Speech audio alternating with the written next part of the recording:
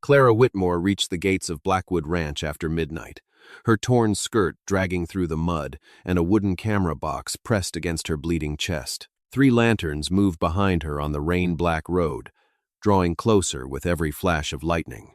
Elias Blackwood opened the door with an oil lamp in one hand. He saw a stranger soaked to the bone, one sleeve ripped open, yet still shielding the camera as though it were a frightened child. "Please don't let them take it."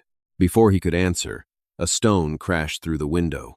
Clara dropped to her knees as the box struck the floor. Glass plates scattered across the boards, several breaking beneath Elias's boots. One survived. Lightning filled the room while Elias lifted the plate toward the lamp. The pale image showed 3 men beside his eastern fence. One was pulling a boundary stake from the earth. Another held a survey map. The third wore a silver cattlehead pin.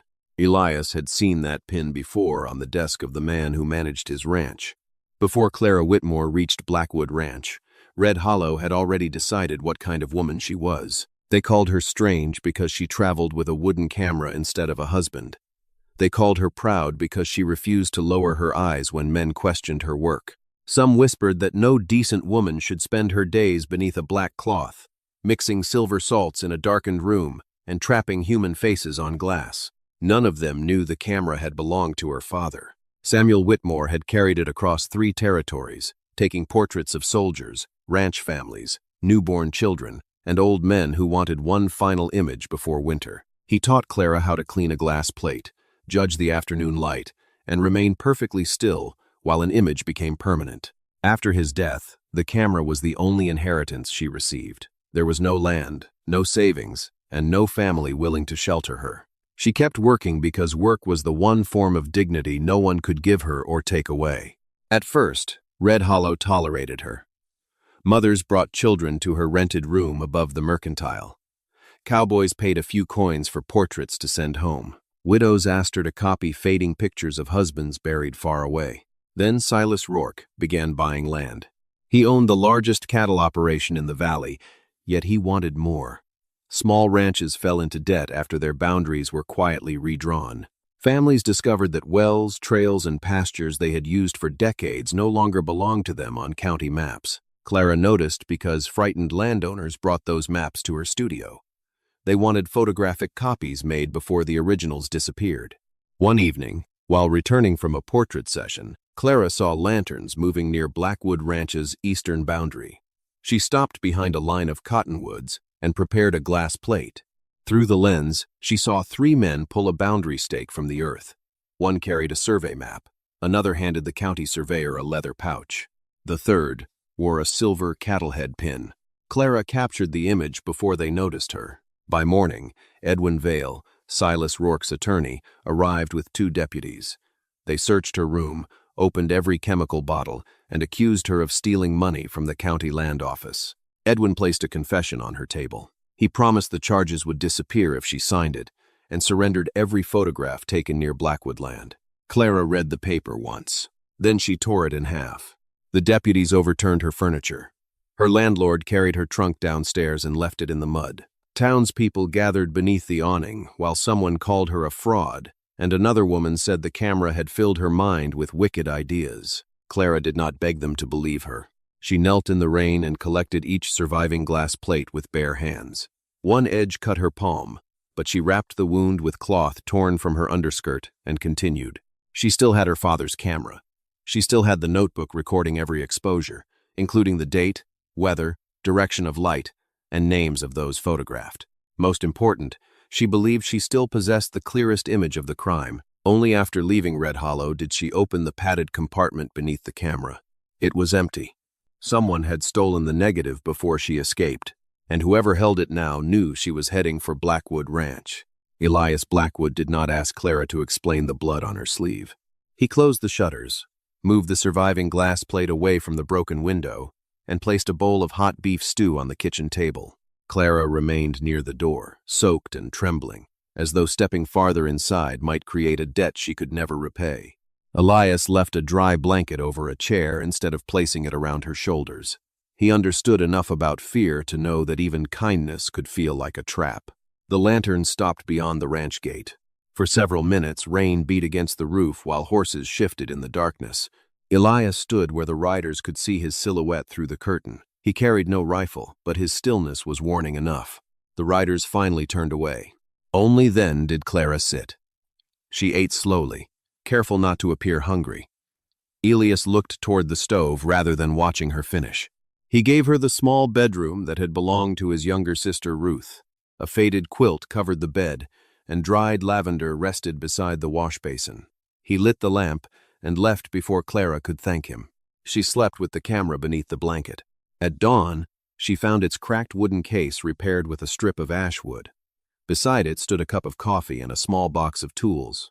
Clara found Elias outside fixing a fence post and offered to work in exchange for the meal, the room, and the repair. He said she could organize invoices, copy receipts, and photograph the eastern boundary for 3 days.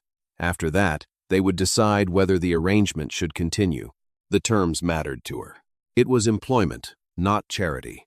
She insisted that the cost of her food be taken from her wages. Elias saw the resolve in her face and agreed. Later, they rode toward the eastern pasture. Clara carried the repaired camera while Elias gave her a gentle gray mare. He did not ask why she looked behind them whenever hoofbeats echoed across the hills. The disputed boundary stood beside an old cottonwood. Clara dismounted and studied the stake. The wood appeared weathered, but the soil around it had been disturbed recently. Someone had rubbed mud and ash into the grain to make it seem older. She found a scar in the cottonwood where the original marker had once rested. The stake had not shifted during the storm. It had been moved by hand. Clara followed the new fence line with her eyes. It pointed toward the narrow passage where a future railroad could cross the valley.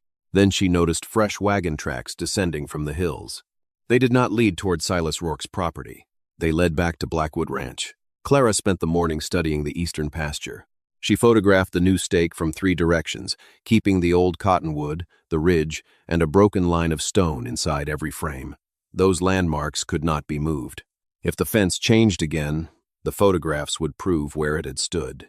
Elias watched as she measured distances with cord, noted the sun's position, and sketched the wagon tracks in her notebook. The tracks troubled her most. They belonged to a narrow supply wagon used for fencing wire and ranch tools. One wheel had a damaged rim that left a shallow cut beside every 4th turn. Clara had seen the same mark near Blackwood's storage barn. Someone from the ranch had helped move the boundary. Elias's expression hardened. Mason Pike had managed Blackwood Ranch for 9 years. He had handled the accounts, eaten at Elias's table, and stood beside the family graves each spring. Suspicion was easier when it belonged to a stranger. That afternoon, Elias cleared a windowless room inside the grain shed. Clara covered the cracks with blankets and built a work table from 2 barrels and an old door. She arranged her chemicals, trays, and glass plates with careful hands. Before entering, she asked Elias to keep anyone from opening the door. He remained outside. The gesture unsettled her. In Red Hollow, people had invaded her darkroom simply to mock her work. Elias did not understand the process, yet he respected the boundary because she had asked. Inside, Clara poured developer across the first plate. A pale sky appeared, followed by the cottonwood, the fence, and a wagon near the new marker. The wagon carried no name, but the damaged wheel had left the same repeating cut recorded in her notebook. A man in a long coat stood beside it. His face was blurred, yet something bright remained sharp on his lapel. A silver cattle head pin. Clara prepared the older plate from the night she first saw the men. Edwin Vale stood beside the county surveyor. Behind them, another man held a roll of fencing wire. Only his shoulder and one hand were visible. On his finger was an iron ring marked with the letter P. Clara had seen the same ring when Mason handed Elias the barn keys. She carried the wet plate outside. Elias studied it without defending or accusing his manager. He asked what they needed before going to Sheriff Reed. Clara said one photograph could be dismissed as chance, while 2 might be called a misunderstanding. They needed the account ledger, the wire invoices, and proof Mason had used the wagon. Elias led her to the ranch office. The drawers stood open. The ledger was missing, along with the boundary map signed by Elias's father. A drop of photographic silver nitrate lay blackened on the floor. Someone had searched the office with chemicals still on his hands. Mason's horse was gone from its stall. If you believe Clara is protecting the truth rather than hiding from it, share your thoughts in the comments. because beneath Mason's desk, trapped between two floorboards, she found something that suggested the stolen negative had never left Blackwood Ranch. It was a strip of black velvet cut from the lining of her camera case. Clara did not take the velvet strip to Sheriff Reed. Not yet.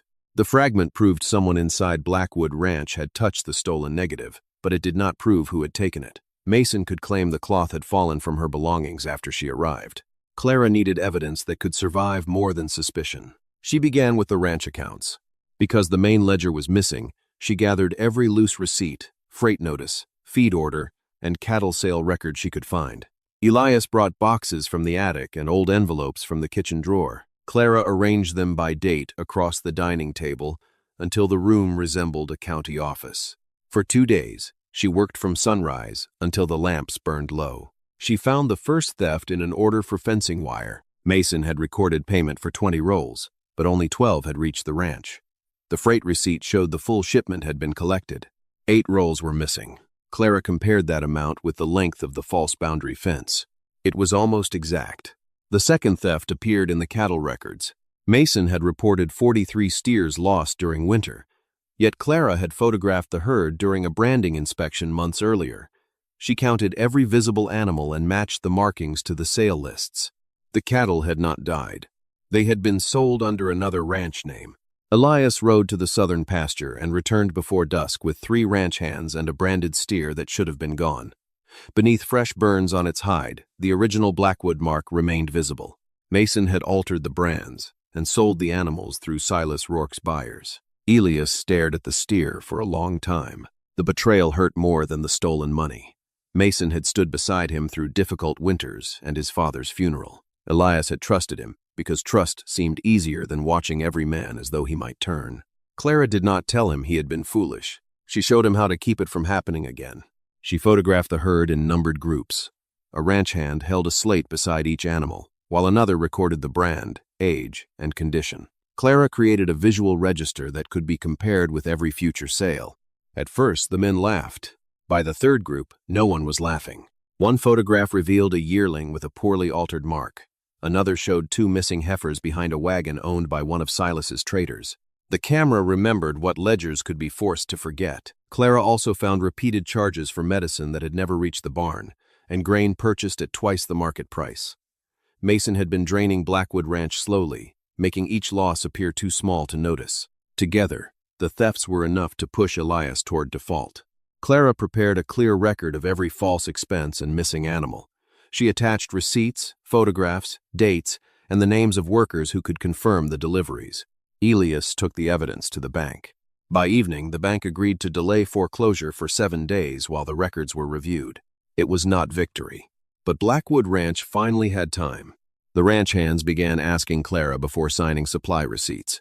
The cook brought her coffee without being asked. Even the oldest foreman removed his hat when she entered the office. Clara accepted none of it as praise. She kept working. Near sunset, she developed the final photograph from the cattle register. The image showed several steers near the North Corral. Behind them, Mason stood partly hidden beside an unfamiliar rider. He was handing the man a glass plate wrapped in black velvet. Clara raised the image closer to the lamp. The rider's face was hidden beneath his hat, but his saddle carried the silver insignia of Silas Rourke's ranch. Inside the torn velvet was the missing negative that could expose the entire conspiracy. After the bank granted Blackwood Ranch 7 more days, the house grew quieter. The danger had not passed, but Clara no longer felt every hour closing around her throat. She worked in the grain shed each morning, developing photographs while pale light moved across the cracks Elias had sealed. A cup of coffee always appeared outside the door. He never entered without permission. He left it on an overturned crate and returned to the fields before it cooled. Clara began leaving small things for him in return. She repaired the torn cuff of his work coat, replaced 2 loose buttons, and stitched the pocket where he kept his father's watch. When Elias found the coat beside the stove, he ran one rough thumb over the careful seams but said nothing. The next morning, the coffee came with warm bread. Neither of them called it courtship. They were 2 people who distrusted promises, so they built something quieter through small acts that required no explanation. Elias repaired Clara's damaged tripod with ash wood. He fitted the hinges so carefully that the camera stood steadier than before the attack. Her father had built the original tripod. Clara had always feared that replacing any part would erase something of him. Elias placed it near the wall and stepped away, leaving her free to accept it. Clara opened the legs and tested the weight. It stood firm. That evening, she asked Elias to sit beside his black horse for a photograph. He resisted, saying pictures belonged to weddings, funerals, and men who expected to be remembered. Clara told him that sometimes a person deserved proof that he had survived. Elias removed his hat. He stood with one hand resting on the horse's neck, while Clara held the moment on glass. When the image appeared in the developer, the loneliness in his face was clearer than she expected. So was the gentleness in the way the horse leaned toward him. The ranch house appeared behind him, its windows bright in the evening light. Clara had not meant to include it, yet it looked less abandoned. Elias said the ranch had not looked like a home in years. Clara lowered her eyes because she knew he was not speaking only about the photograph. The rain returned after midnight. A sudden pounding of hooves woke Clara, and for one terrible moment she was back on the road from Red Hollow. Elias found her in the barn, pressed against the wall and gripping the camera strap with both hands. He did not touch her. He sat on a crate several steps away and listened to the rain strike the roof. Slowly, the sound became only weather. Elias said no one would cross his gate without lawful authority. He did not promise to stop every danger. He promised only that he would not surrender her because powerful men demanded it. Clara had heard beautiful promises before.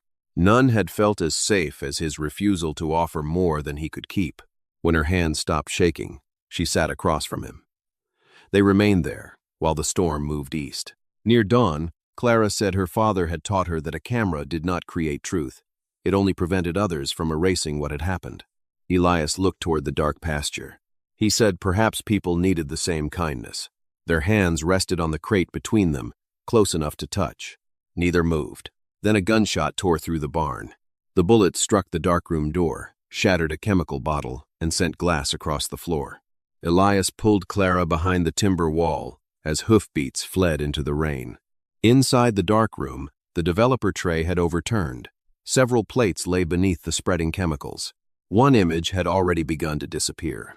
By sunrise, the storm had moved beyond the eastern hills, leaving Blackwood Ranch covered in wet ash, broken glass, and silence. Clara saved 4 plates from the darkroom floor. 2 were stained beyond use. One still showed Mason near the north corral. The last held only a fading outline of the rider carrying the stolen negative. Elias found the bullet lodged inside the grain shed wall. It had not been fired to kill them. It had been fired to destroy the evidence and remind Clara that the men hunting her could reach inside Blackwood Ranch whenever they wished. Before noon, 5 riders appeared on the southern road. Silas Rourke rode at the front in a dark wool coat, untouched by mud. Edwin Vale followed beside him, carrying a leather document case.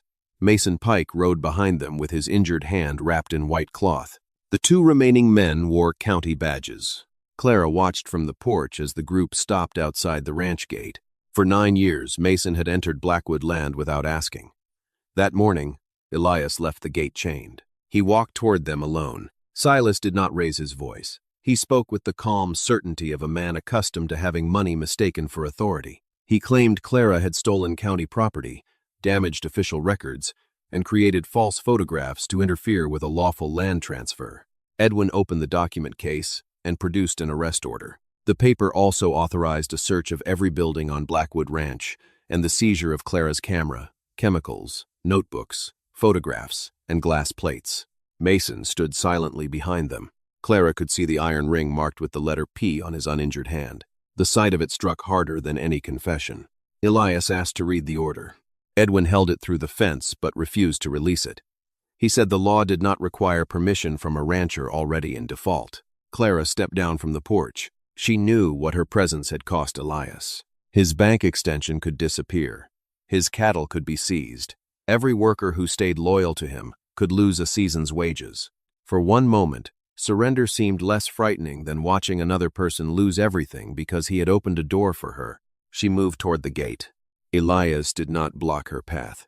He asked whether she believed the order was lawful. Clara studied the paper from several feet away. The county seal appeared proper at first glance, but the outer ring contained 13 stars. Sheriff Reed's office had changed the stamp the previous year after the old seal was damaged. The current version contained 15. The document had been prepared using an outdated seal. Clara also noticed that the date had been written in 2 different inks. The arrest order had been altered after the county clerk signed it. Elias turned to the younger deputy and asked when he had received the paper. The man hesitated. He had been given it that morning by Edwin, not by Sheriff Reed. Silas's calm expression tightened. Edwin declared that minor clerical differences did not change Clara's guilt. He demanded that Elias open the gate before the bank learned he was obstructing county officers. Then Mason spoke. He said Clara had arrived at Blackwood Ranch carrying stolen plates and had used her influence over Elias to accuse loyal men. He claimed she had placed the velvet beneath his desk and staged the photographs inside the darkroom. The accusation was designed to shame her before the ranch hands gathering near the barn. Clara did not defend herself with anger. She asked Mason to explain how she had photographed him handing the negative to a Rourke rider before she ever entered his office. Mason's face lost its color. Silas reached for the reins and announced that the question no longer mattered. The foreclosure hearing had been moved forward. Blackwood Ranch would be sold at public auction the following morning, before the bank could complete its review. The announcement struck every man behind Elias into silence. 7 days had become less than 1. If you believe Elias was right to keep the gate closed, share your thoughts in the comments and pass this story to someone who still believes quiet courage matters. Because Clara was no longer the only person standing between Silas Rourke and the truth. The younger deputy removed his badge. He said he would carry the altered order directly to Sheriff Reed. Silas turned his horse toward town. Before leaving, he looked past Elias at Clara and made it clear that by sunrise, either the photographs would belong to him or Blackwood Ranch would. The riders disappeared down the road. Only Mason remained behind for a moment.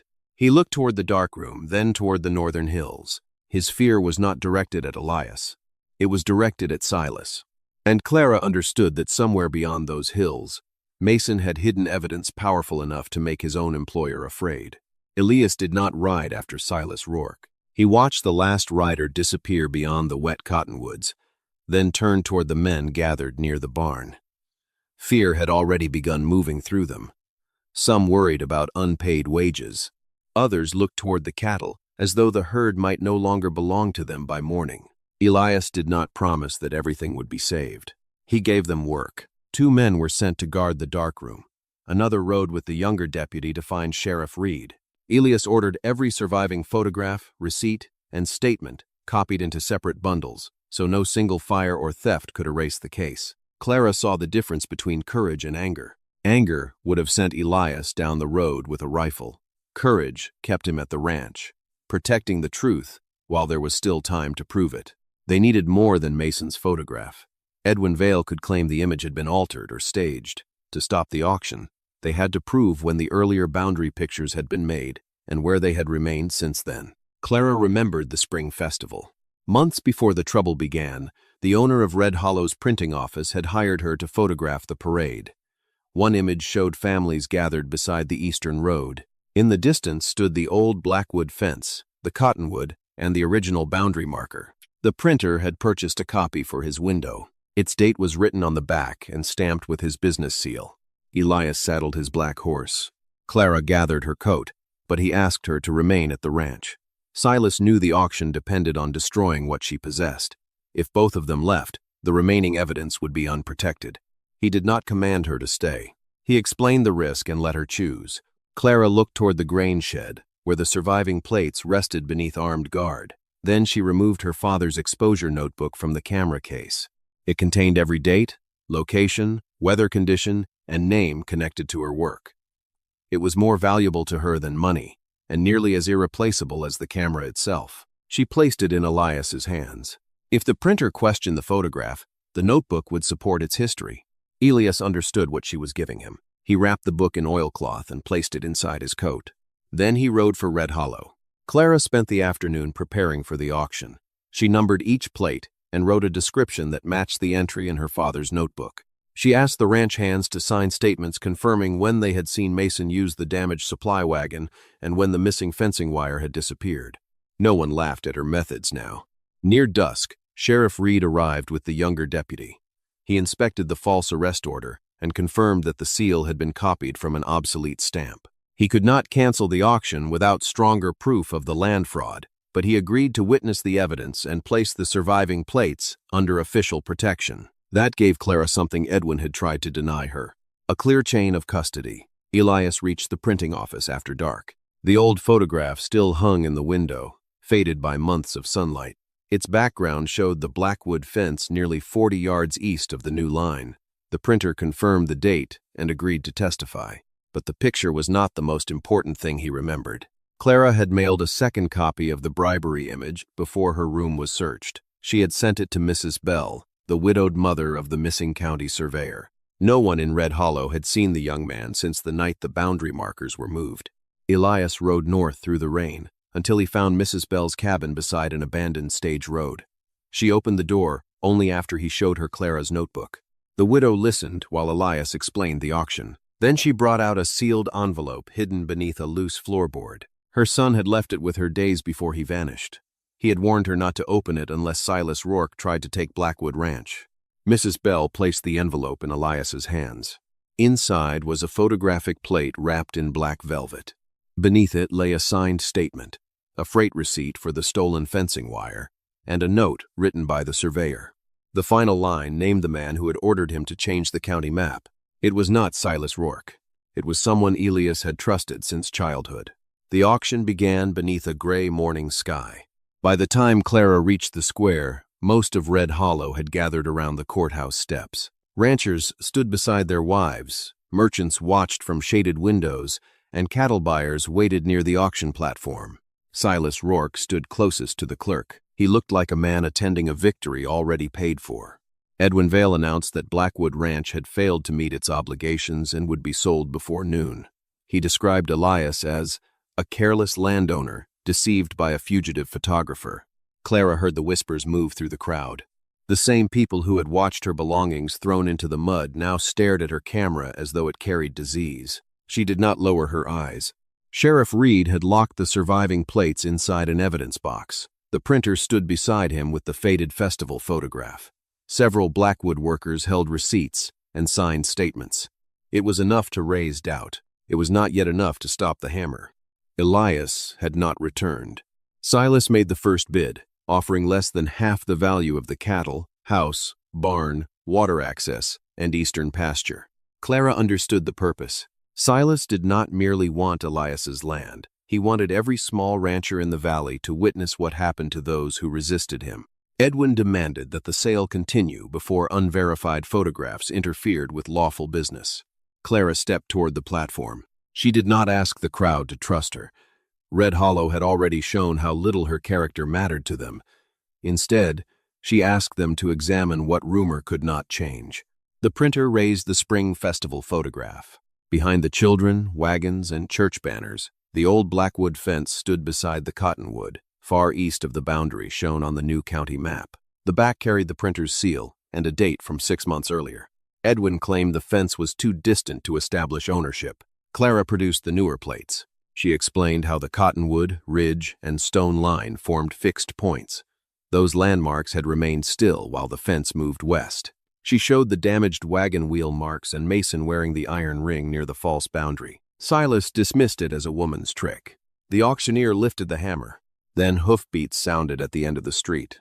Elias rode into the square with Mrs. Bell beside him in a small wagon. Mud covered his coat. He dismounted before the horse fully stopped and carried the sealed envelope to Sheriff Reed. The sheriff opened it before the crowd. Inside lay the missing negative wrapped in black velvet. The plate showed Silas paying Edwin beside the eastern boundary. Mason stood behind them with stolen fencing wire. The county surveyor held the original map, his face tense with fear. The image was clearer than any Clara had preserved, but the surveyor's statement changed everything. He wrote that the county map had been altered under threat. 6 ranches lost acreage on paper so Silas could control the future railway passage through the valley. False debts were then created against land the owners did not know had been removed from their deeds. Sheriff Reed read the name of the man who first ordered the changes. Mason Pike.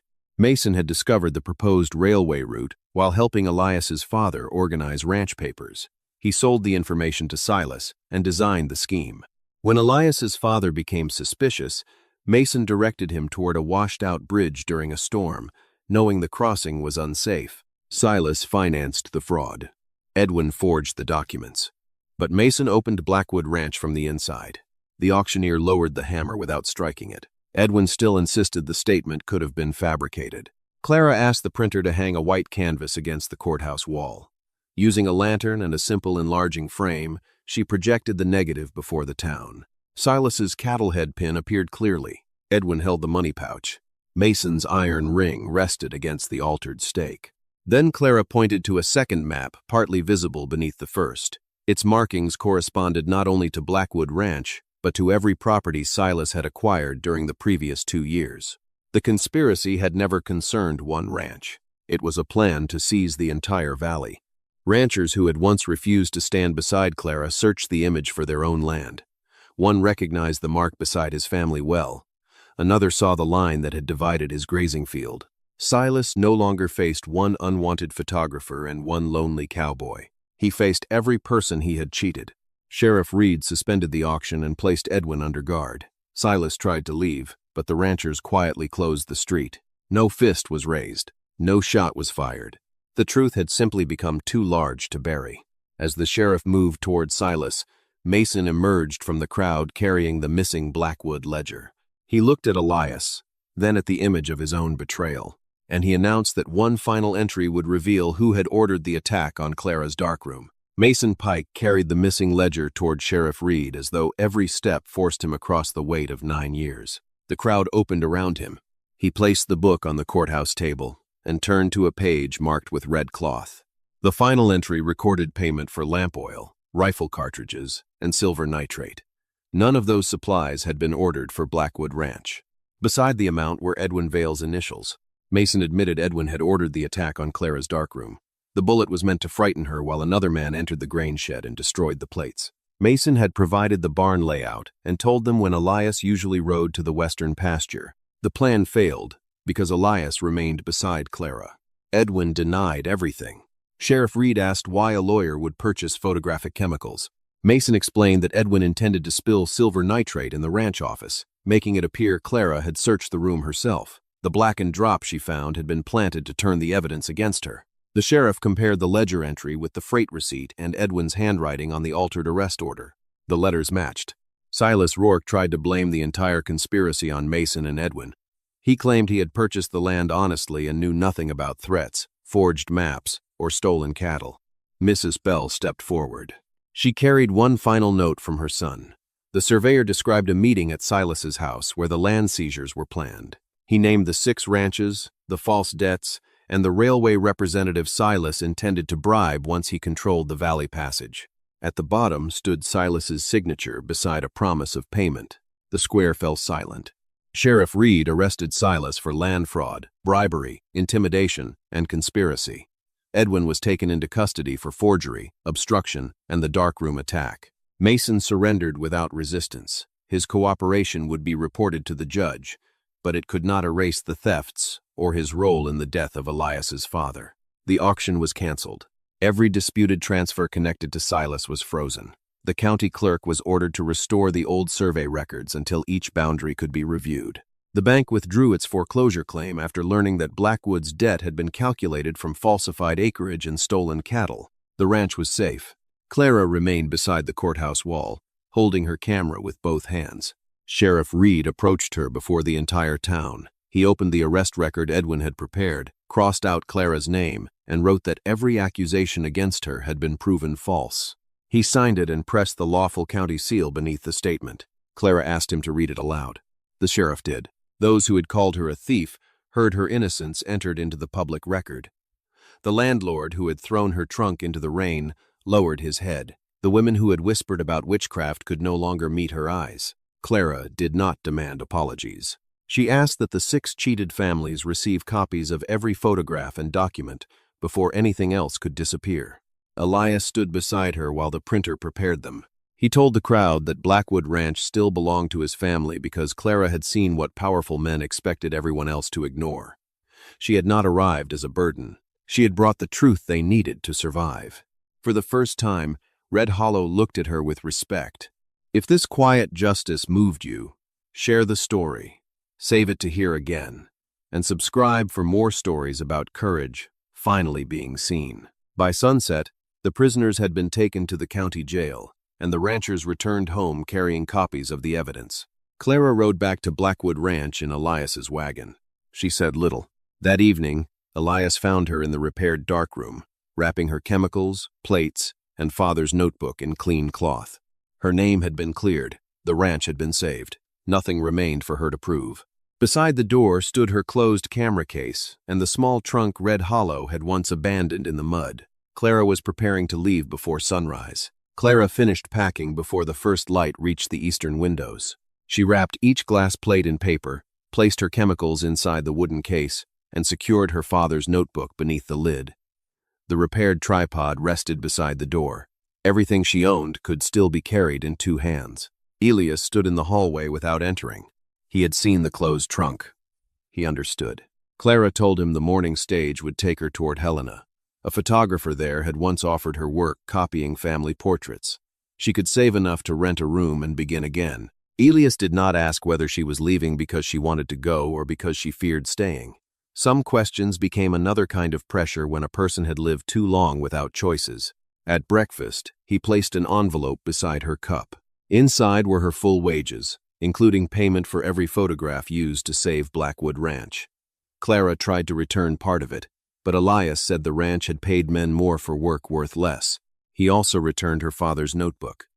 The oilcloth had protected it, and not one page had been bent.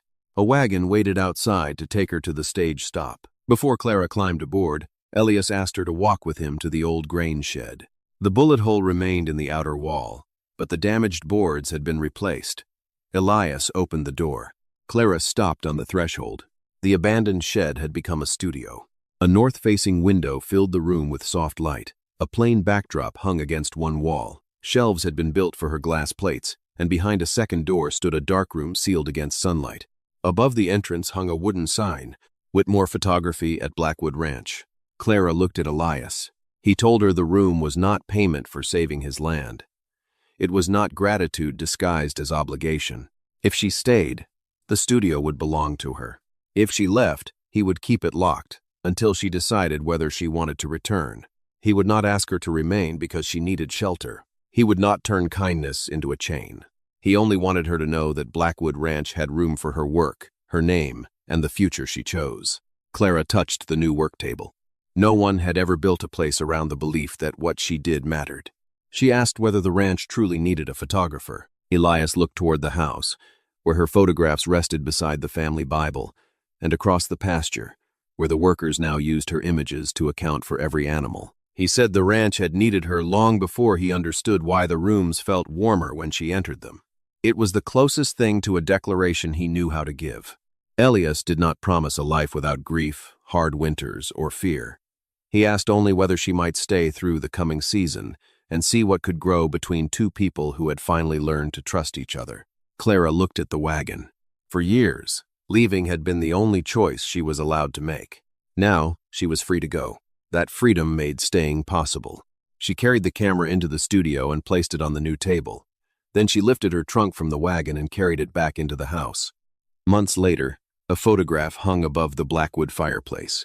Elias stood beside Clara at the ranch gate. Behind them, the repaired fence crossed land that still belonged to those who had worked it. The studio sign shone near the barn beneath the morning sun. They did not look like a rancher who had rescued a homeless woman. They looked like 2 people who had chosen the same home. The camera had saved Blackwood Ranch by preserving the truth. But Elias's open door had shown Clara something just as important. She no longer had to prove that she deserved a place in the world. Somewhere between the first cup of coffee and the final photograph, she had already found one.